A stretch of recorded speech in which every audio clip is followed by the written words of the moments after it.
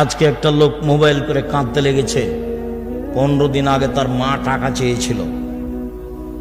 ও ধারণা করছে আমার মায়ের কাছে কেউ টাকা পেত, সেই জন্য আমার মা টাকা চেয়েছিল।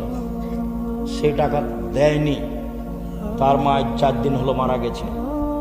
3 দিন থেকে আমাকে খুঁজে বের করছে, আজকে পেয়েছে। পেয়ে বলছে 3 দিন থেকে আপনার সাথে কথা বলার জন্য অপেক্ষামান রয়েছি। আমার মাকে মাটি দেওয়ার পরে আমি মানুষের দরজা দরজা ঘুরেছি, আমার মায়ের কাছে কেউ টাকা পায় নাকি? আমার মা আমার কাছে 20টা টাকা চেয়েছিল, 20,000 টাকা চেয়েছিল।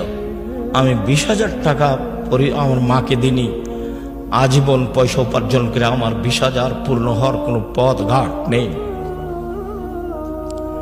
আমি মানুষের দরজায় দরজায় গেছি, আমার মার কাছে কে টাকা পায় আমি তাকে দিব। আমি এখন পর্যন্ত 10-15 হাজার টাকার খোঁজ পেয়েছি। আব্দুল রাজ্জাক সাহেব, আমি যে টাকা দিইনি সেই জন্য কি আমি গুনাহগার? এই কথা আমাকে বলছে।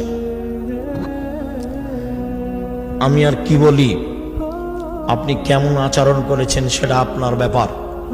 বাপ মা টাকা চাইলেই না থাকলে কোথা থেকে দিবেন? কেমন দিয়েছেন না দিয়েছেন সেটা আপনার ব্যাপার।